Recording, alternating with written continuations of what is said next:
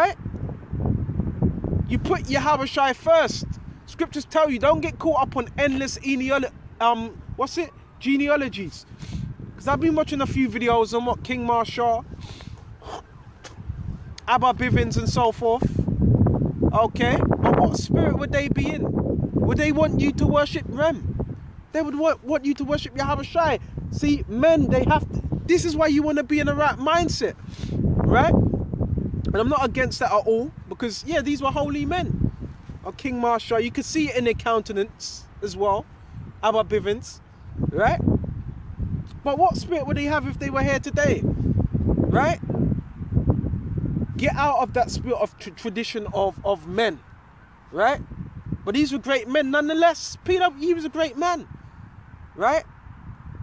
But what spirit did he have?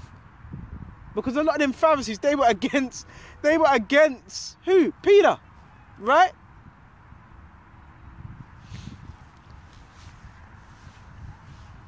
Anyway, let's stay on task. Bear me just a minute. Go to Ecclesiastes 32 and 17.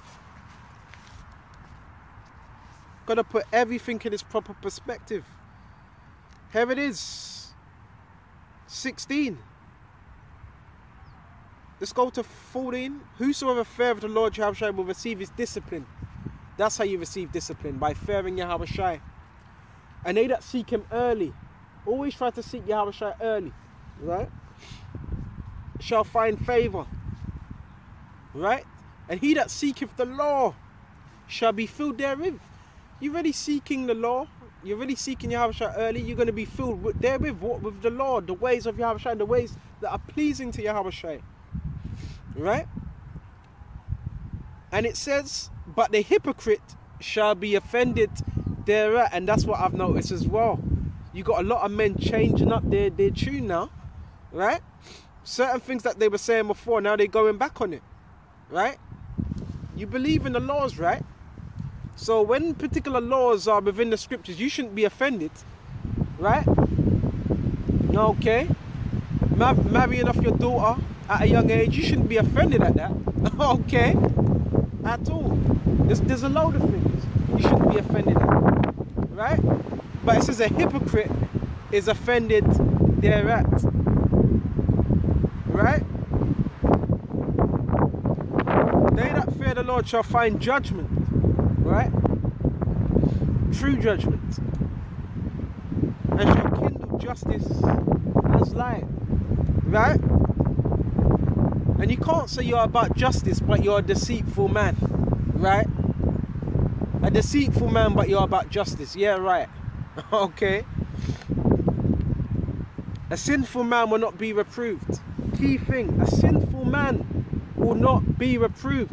And remember what we went in Luke 16 and 17. You are they that justify yourselves before men.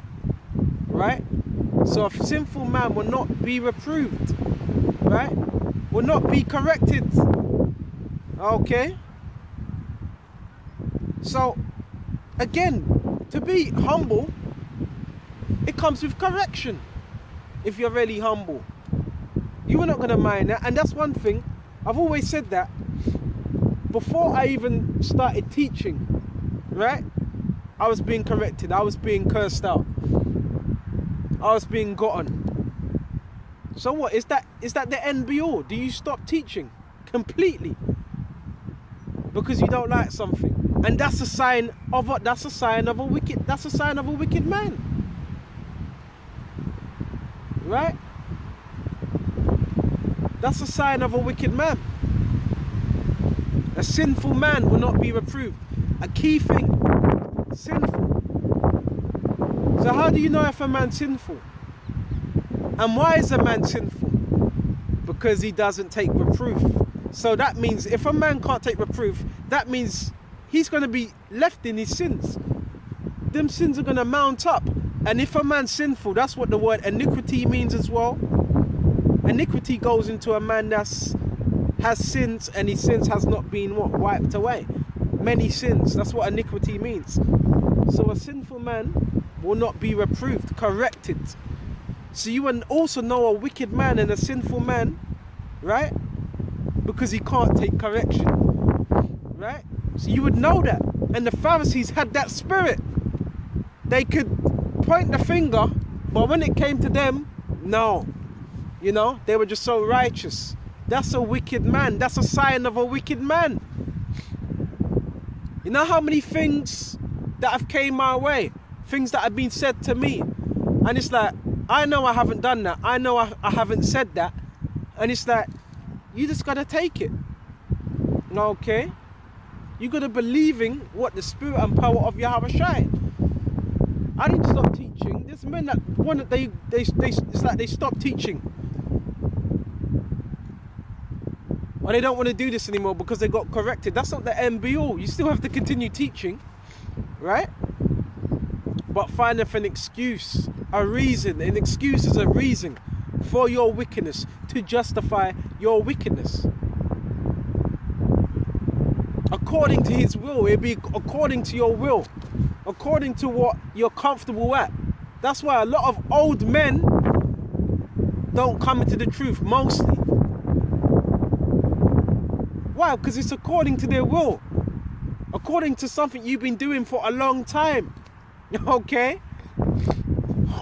And that's why the scriptures were said, Yahawashi said, you cannot put what? New wine in old bottles, lest it burst. You put new wine in new bottles, because that new wine is fitting to what? New bottles. Young men.